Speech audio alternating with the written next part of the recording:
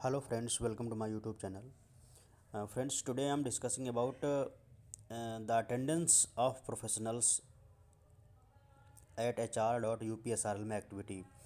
Okay तो इस time क्या है, ऑनलाइन अटेंडेंस फीडिंग होती है प्रोफेशनल्स की ब्लॉक लेवल पे और डिस्ट्रिक्ट लेवल पे। इसकी वेरिफिकेशन होके फाइनली स्टेट गवर्नमेंट के पास भेज दिया जाता है।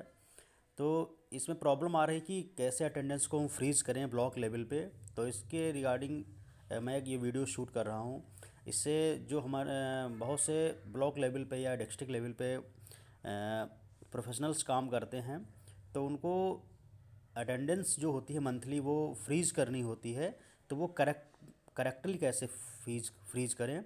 कई बार देखा गया है कि उनको कहाँ पे सीएल को मेंशन करना है, एलडब्ल्यूपी कितना कैसे कहाँ पे नया फीड करना है, उसके बाद फाइनली उसमें क्या कैसे अपडेट करना है, अपडेट के बाद फ्रीज कब करें। ठीक, और फ्रीज करने के बाद ये पता है कि डेटा आप मॉडिफाई नहीं कर सकते, वो फिर डिस्ट्रिक्ट लेवल पे वेरीफाई होता है।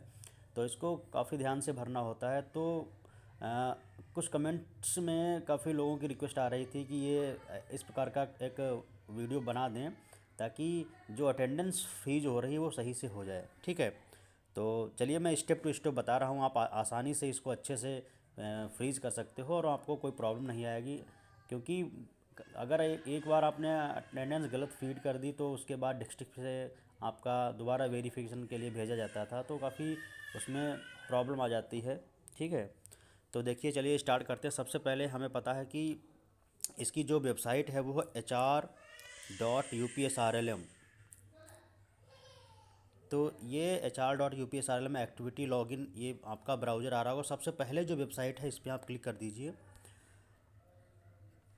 तो इस पर आप क्लिक करोगे तो देखिए ये आएगा UPSRLM HR मॉड्यूल्स। ठीक है, ये आपकी वेबसाइट है।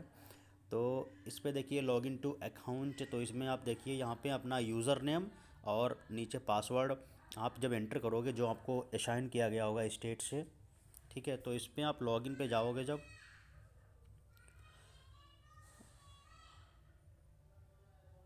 तो देखिए ये आपका HR.UPSRLM.एक्टिविटी UPSRLM एक्टिविटी का जो है पोर्टल वो आ जाएगा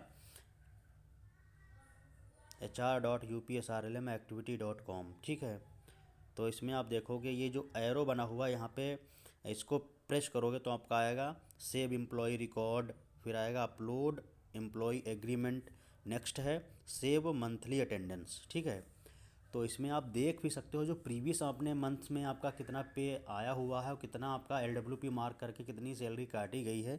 इस सभी चीज़ की इन्फॉर्मेशन यहाँ से देख सकते हो। ठीक है, तो देखिए यहाँ पे आपको आएगा सेव मंथली अटेंडेंस, तो इस पर क्लिक कीजिए। तो जब इस पर क्लिक करोगे तो आपका आएगा प्रोफेशनल्स की अटेंडेंस के लिए आपको फाइनेंशियल ईयर और मंथ सेलेक्ट करना पड़ेगा। तो सपोज़ हमने ये मंथ सेलेक्ट किया हुआ है 2022 और मंथ आपका है यहाँ पे जनवरी हमने सेलेक्ट किया है। ठीक है, तो जैसे ही आप क्लिक करोगे तो इस प्रकार से आपको प्रोफेशनल्स के सब आ जाएगा अटेंडेंस के लिए। ठीक है, तो इसमें आपका आएगा सबसे पहले आएगा कुल उपस्थित दिवस। उसके बाद है कुल अवकाश कितने आपके पास आपको अलाउड होते हैं कि एक साल में कितने अवकाश ले सकते हो। ठीक है, तो फिर आता है गत माह तक उपयोग किए गए कुल अवकाश दिवस। तो इसमें आपको क्या होता है कि जिस महीने की अटेंडेंस आप फिल कर रहे हो उससे पहले जितने भी आपने लीव ले रखी हैं, सीएल ले रखी हैं, वो यहाँ पे मेंशन करना होता है। ठीक है, उसके बाद आता है माह में उपयोग किए गए कुल अवकाश दिवस। तो उस मंथ जिसकी आप भर रहे हो उस माह में आपने कितने अवकाश लिए हैं वो यहाँ फिल करना होता है। ठीक, इसके आगे है अब तक उपयोग किए गए कुल अवकाश दिवस।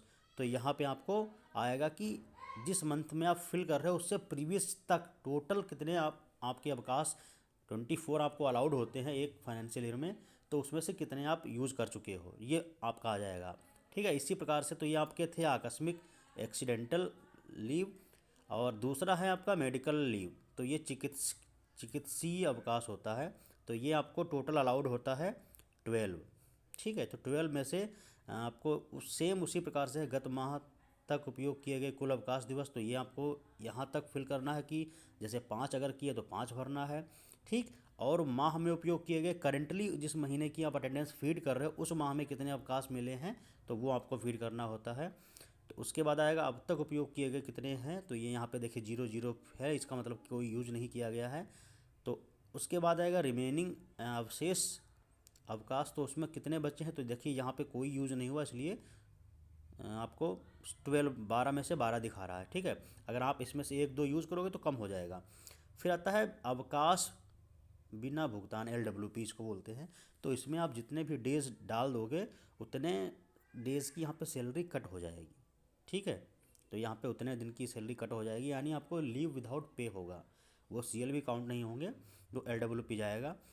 और फिर आएगा आपका कि कितना मानदेय के लिए देना है, तो ये यहाँ से देख सकते हो आपका जितने डेज़ हैं उसके अकॉर्डिंग जितना सकल आपका वेतन होगा उसके हिसाब से यहाँ पे आ जाएगा, ठीक है। तो ये इस ब्लॉक लेवल से आप आपकी फीड होती है अटेंडेंस, तो इस प्रकार को बहुत केयरली, बहुत ध्यान से इसको फिल करना होता है। फाइनली आप अपडेट करोगे तो अपडेट के बाद फ्रीज जब कर दोगे उसके बाद मॉडिफिकेशन नहीं पॉसिबल है, ठीक है। तो आई होप आपको अच्छे से समझ में आ गया होगा। अगर किसी को डाउट हो तो कमेंट सेक्शन में पूछ सकता है, तो इजीली मैं उसकी प्रॉब्लम को सॉर्ट आउट कर दूंगा।